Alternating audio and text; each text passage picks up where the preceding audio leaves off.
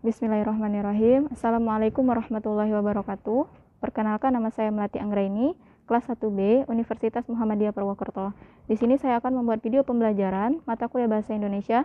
Adapun pembahasan kita pada video kali ini yang pertama adalah tentang bidang-bidang kesalahan dalam penggunaan bahasa Indonesia. Di sini ada 3 teori yang membicarakan masalah pembelajaran B2 ini. Adapun teori pertama yaitu teori behaviorisme. Teori ini mengatakan bahwa pembelajaran bahasa akan berpengaruh jika pembelajar atau pembelajar bahasa memberikan respon secara aktif dan terus-menerus terhadap rangsangannya. Yang kedua yaitu teori dari mentalisme. Teori ini membantah pandangan behavioris tersebut.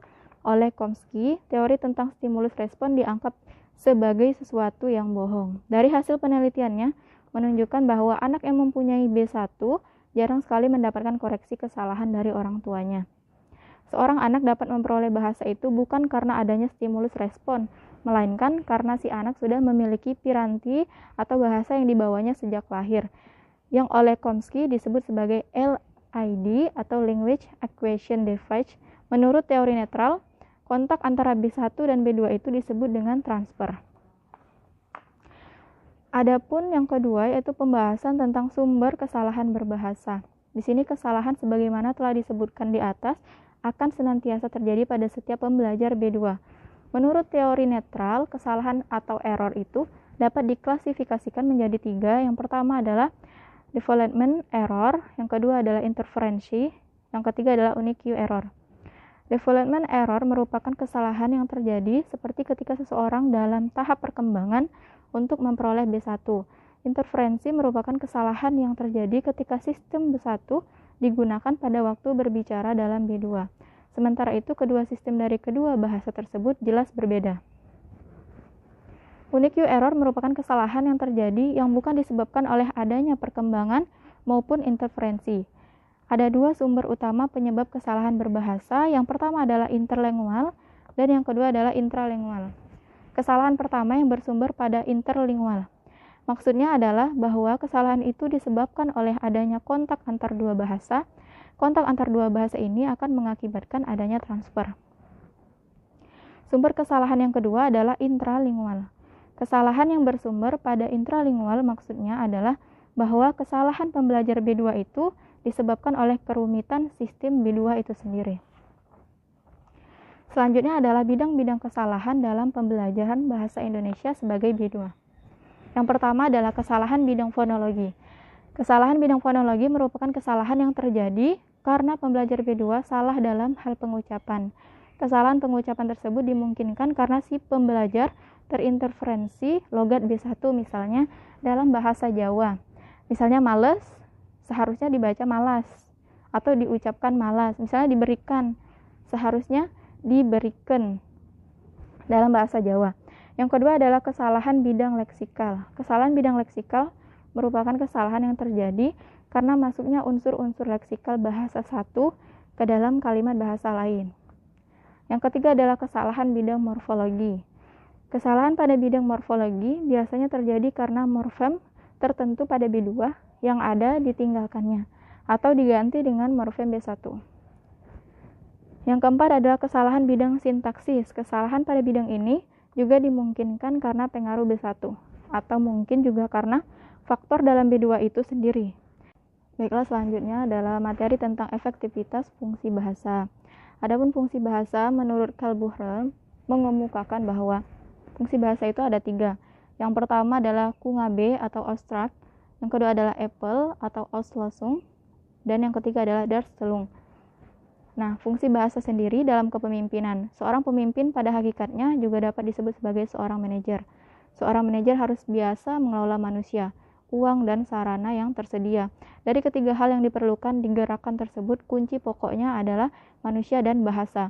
Apabila seorang pemimpin atau manajer itu mahir dalam menggerakkan manusia, maka kedua faktor yang lain dengan sendirinya akan dapat dikelola dengan baik. Faktor utama agar seseorang pemimpin itu mampu menggerakkan orang lain atau bawahannya adalah bahasa. Banyak pemimpin yang gagal dalam menjalankan fungsi kepemimpinannya hanya karena bahasa yang digunakan tidak terpahami oleh bawahannya. Banyak pula perintah seorang pemimpin yang tidak dilaksanakan oleh bawahannya hanya karena pilihan bahasa pimpinan dalam memberikan perintah menyinggung perasaan bawahan sebagai manusia. Adapun bahasa dalam kaitannya dengan kepemimpinan masyarakat terkhusus adalah kepemimpinan masyarakat pedesaan. Yang pertama adalah fungsi informasi. Agar seorang, di sini dicontohkan bahwasanya seorang kepala desa dipimpin atau disegani oleh masyarakatnya, maka pemimpin itu harus mampu menyampaikan informasi. Penyampaian informasi ini bukan sekedar menyampaikan informasi apa adanya, tetapi dengan gaya bahasa juga. Kedua adalah fungsi ekspresif, yaitu seorang pemimpin atau kepala desa jangan sekali-kali mengucapkan kalimat yang sifatnya hanya berdasarkan perasaan semata tanpa dipikirkan. Selanjutnya yaitu fungsi direktif. Seorang pemimpin harus menggerakkan orang lain untuk bekerja sama guna untuk mencapai kemajuan bersama. Seorang pemimpin yang tidak mampu memimpin biasanya semua pekerjaan akan ditanganinya sendiri.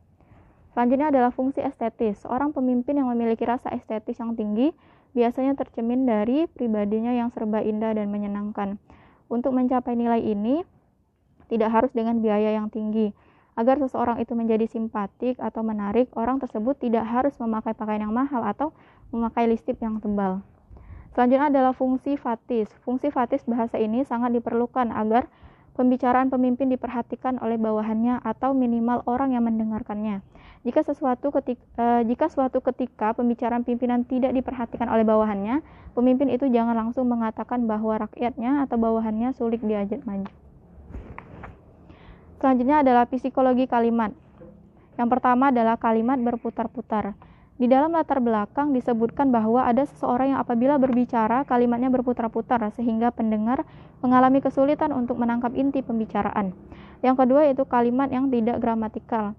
Dalam kehidupan sehari-hari banyak dijumpai adanya seseorang yang pada waktu berbicara di dalamnya banyak kalimat yang tidak gramatikal. Apabila dihubungkan dengan otak, hal demikian ini menandakan bahwa orang tersebut mengalami luka atau sakit pada bagian depan otak sebelah kanannya. Hal ini sesuai dengan hasil penemuan Dr. Paul Broca. Yang ketiga adalah kalimat-kalimat menyakiti hati. Seseorang yang apabila berbicara, kalimat-kalimatnya banyak menyakiti hati pendengarnya, menandakan bahwa orang tersebut mengalami gangguan emosi. Gangguan emosi dalam hal ini artinya bahwa orang tersebut berbicara asal mengungkapkan apa yang menurut rasionya benar. Selanjutnya adalah perkembangan bahasa. Yang pertama, makna bahasa dalam perkembangan. Bahasa merupakan suatu sarana yang paling sangkil untuk berkomunikasi dengan orang lain.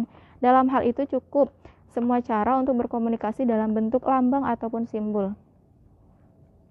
Perkembangan pikiran itu dimulai pada usia 1,6 sampai 2,0 tahun, yakni pada saat anak dalam kalimat dapat kalimat dengan 2 atau 3 suku kata. Secara berurutan, perkembangan bahasa anak adalah sebagai berikut. Di usia 1,6 tahun, anak dapat menyusun pendapat positif. Yang kedua adalah usia 2,6 tahun, anak dapat menyusun pendapat negatif. Usia 2,6 tahun ke atas, anak dapat menyusun pendapat seperti kritikan. Selanjutnya adalah tugas-tugas perkembangan. Ada 4 hal yang harus dilakukan atau diselesaikan oleh seorang anak agar mereka dapat memperoleh bahasa. Keempat hal itu adalah, yang pertama adalah pemahaman atau kemampuan memahami makna ucapan orang lain. Dalam hal ini, bayi tersebut berusaha memahami bahasa orang lain. Selanjutnya adalah pengembangan, kemampuan untuk mengembangkan kosakata yang telah diterimanya. Selanjutnya adalah penyusunan, yaitu kemampuan anak untuk menyusun kosakata atau perbendaharaan kata yang telah dikuasainya, sehingga menjadi kalimat. Selanjutnya yaitu ucapan, kemampuan anak untuk mengucapkan kata-kata yang telah dimilikinya, sebagai hasil belajar melalui imitasi terhadap bunyi-bunyi yang didengar oleh orang lain. Materi selanjutnya adalah materi tentang penggunaan bahasa. Yang pertama adalah penggunaan tanda titik. Penggunaan tanda titik pada akhir kalimat pernyataan. Tanda titik dipakai pada akhir kalimat pernyataan. Istilah lain kalimat pernyataan adalah kalimat berita.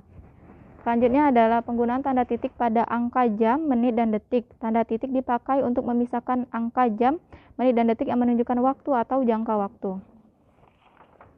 Penulisan tanda titik dalam daftar pustaka. Tanda titik dipakai dalam daftar pustaka di antara nama penulis, tahun, judul tulisan, atau yang tidak berakhir dengan tanda tanya atau tanda seru, dan tempat terbitnya. Selanjutnya adalah penulisan bilangan ribuan atau kelipatannya. Tanda titik dipakai untuk memisahkan bilangan ribuan atau kelipatannya yang menunjukkan jumlah. Tanda titik juga dipakai pada akhir judul yang merupakan kepala karangan, ilustrasi atau tabel. Tanda titik juga dipakai di belakang alamat, penerima dan pengirim surat, serta tanggal surat. Selanjutnya, tanda titik tidak dipakai pada angka atau huruf yang sudah bertanda kurung dalam suatu perincian. Yang kedua, penggunaan tanda koma. Tanda koma dipakai sebelum kata penghubung seperti tetapi, melainkan, dan sedangkan dalam kalimat majemuk setara. Tanda koma dipakai juga untuk memisahkan anak kalimat yang mendahului induk kalimatnya. Tanda koma dipakai di belakang kata atau ungkapan penghubung antar kalimat. Selain itu, tanda koma juga dipakai sebelum dan atau sesudah kata seru seperti oh, ya, wah, aduh, atau hai. Selanjutnya, tanda koma pada unsur-unsur suatu pemerincian atau pembilangan. Tanda koma dipakai di antara unsur-unsur dalam suatu perincian atau pembilangan tersebut. Tanda koma sebelum kata penghubung, yaitu tanda koma dipakai sebelum kata penghubung seperti tetapi, melainkan, dan sedangkan dalam kalimat majemuk setara. Selanjutnya, tanda koma pada anak kalimat yang mendului induk kalimat. Selanjutnya adalah tanda koma pada kata atau ungkapan penghubung antar kalimat.